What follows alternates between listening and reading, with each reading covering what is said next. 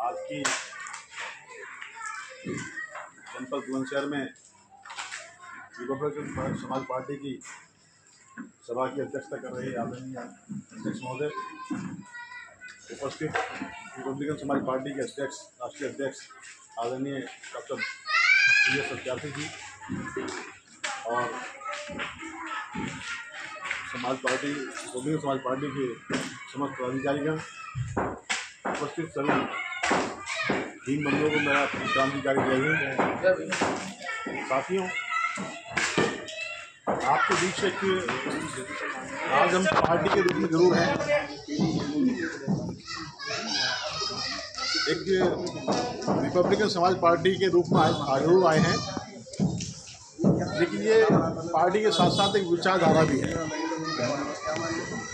बाबूजी थोड़ा 2 मिनट। बाबूजी भैया, जिस विचारधारा ने इस देश में इंसान को इंसानियत का रूप दिया है, इस देश में शिक्षा का बीजारोपण किया है। आज अगर हमारा विकास हुआ है, इस देश में अगर एक देश ने तरक्की की है तो शिक्षा के कारण ही की है।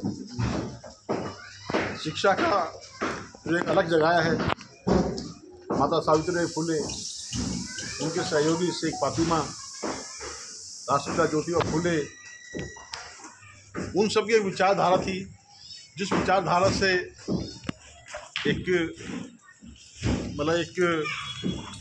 कहते प्रेरणा लेके बाबा साहब अम्बेडकर ने एक और इसको आगे बढ़ाया।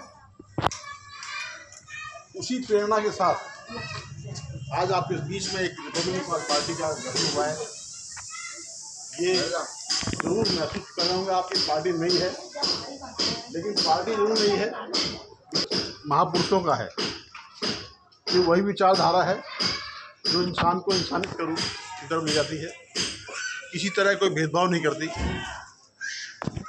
अपने आचरण से सिद्ध करती है। आज अगर हमारे बीच में बाबा साहब होते, काशीराम साहब होते, तो शायद हमको आज इस तरह की पार्टी बनाने की जरूरत नहीं पड़ती। या हमारे जो अग्रणी भूमिका में लीडर रहे हैं, वो अगर उन विचारधाराओं को अगर अपने आचरण में रखते, उस विचारधारा के लोग जो जैसा वो चाहते थे ऐसा अगर निर्माण करते, तो शायद हमें भी आज इस पार्टी का निर्माण करने की जरूरत नहीं पड़ती। और इस पार्टी का जो निर्माण है वो कोई किसी विशेष व्यक्ति ने नहीं किया है। जिन लोगों ने एक बामशेप के द्वारा बहुजन समाज पार्टी का गठन किया था, उन्हीं व्यक्तियों के द्वारा उसके अनुसार ही इस संगठन का, इस राजनीतिक पार्टी का निर्माण किया। देखिए, राजनीतिक पार्टी की जरूरत क्यों पड़ी, क्यों आवश्यक है? क्योंकि हमारे लिए इस देश के जो भविष्य के लिए एक व्यवस्था है, जो संवैधानिक व्यवस्था है, उस व्यवस्था को सेफ गार्ड देने के लिए राजनीतिक संगठन की आवश्यकता पड़ती है। और जब तक हमारा राजनीतिक संगठन मजबूत होगा, तब तक मानिए हमारा जीवन भी सुरक्षित है और हमारा भविष्य भी उज्ज्वल है। हम कहीं ना कहीं राजनीतिक रूप से कमज़ोर हुए हैं, जिस कारण आज हमारे बीच से, हमारे हाथों से शिक्षा खत्म होती जा रही है, स्वास्थ्य सेवाएं खत्म होती जा रही हैं, रोज़गार हमारे हाथ से छीने जा रहे हैं, हमको दोबारा गुलामी की तरफ धकेला जा रहा है, हमको दोबारा फिर नशे की तरफ धकेला जा रहा है, हमको दोबारा फिर एक वैज्ञानिक तर्क से अवैज्ञानिक तर्क की तरफ ले जाया जा रहा है। तो ये सब एक इसलिए हो रहा है क्योंकि हमारी एक राजनीतिक ताकत कमज़ोर हुई है। और वो कमज़ोर सिर्फ इसलिए नहीं हुई कि हमारे महापुरुषों ने हमारे एक जो विरासत में दी विचारधारा वो कमज़ोर थी, वो इसलिए कमज़ोर हुई क्योंकि हमारा आचरण खराब हो गया। जैसा अभी बाबूजी ने कहा था कि धोखा, हमारा जो निजी व्यक्तिगत जो आचरण था वो धोखे की तरफ चला गया, इसलिए वो कमज़ोर हुआ है।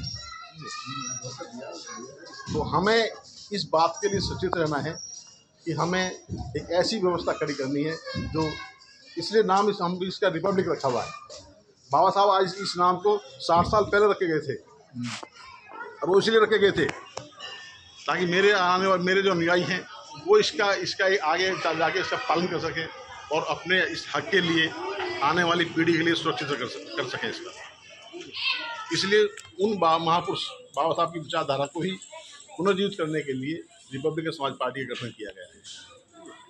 आपके बीच हम सिर्फ इसीलिए आए हैं कि जो हमारे साथी, जो हमारे युवा साथी हैं, उनको हम लीडरशिप वो लीडरशिप में आएँ। देखिए, अगर हम लीडरशिप में नहीं आएंगे तो निश्चित कोई ना कोई धोखेबाज आगे फिर दोबारा हमें ठगने की कोशिश करेगा। अच्छी लीडरशिप कैसी लीडरशिप हो? जो लीडरशिप अपने लिए ना हो, समाज के लिए हो।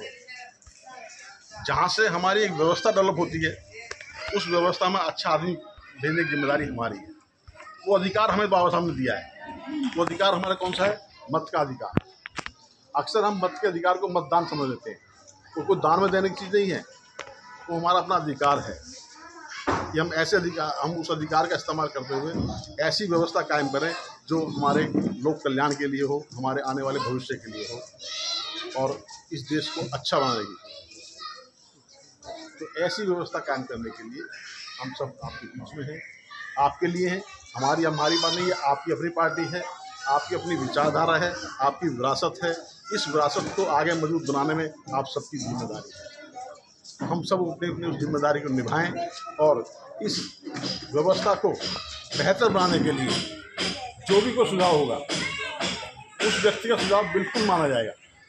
किसी तरह कोई भेदभाव नहीं होगा कि नहीं, ये व्यक्ति हमारी पार्टी का नहीं है या हमारे सहयोगी नहीं है।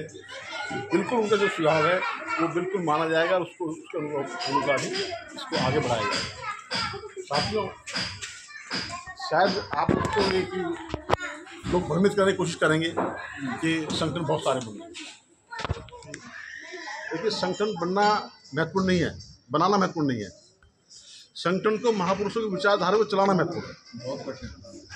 निश्चित अगर हमारी व्यवहारिकता, हमारा व्यवहार उस विचारधारा के रूप होगा तो हमें कोई नहीं रोक सकता, आपको कोई नहीं रोक सकता। आपका कार्य उस विचारधारा के अनुरूप है तो आप निश्चित सफलता की तरफ जाएंगे। आपको मैं जानकारी बताऊं, जब बहुजन समाज पार्टी का गठन हुआ था तो मात्र 36 लोग थे, 35 लोग थे, जिनमें हमारे लोग मौजूद थे। तो ये 6 नंबर के मेंबर उस समय। तो आज आपके बीच एक पार्टी नहीं, विचार के साथ हम आए हैं। हम आप सबसे आग्रह करते हैं इस विचार में अपना सहयोग दें, इस विचार को आगे बढ़ाएं और विचार का लाभ भी उठाएं। हम आपके लिए हैं। तो मेरा आप सभी से पुनः निवेदन है। मैं गजेंद्र जी का बहुत बहुत आभार व्यक्त करता हूँ।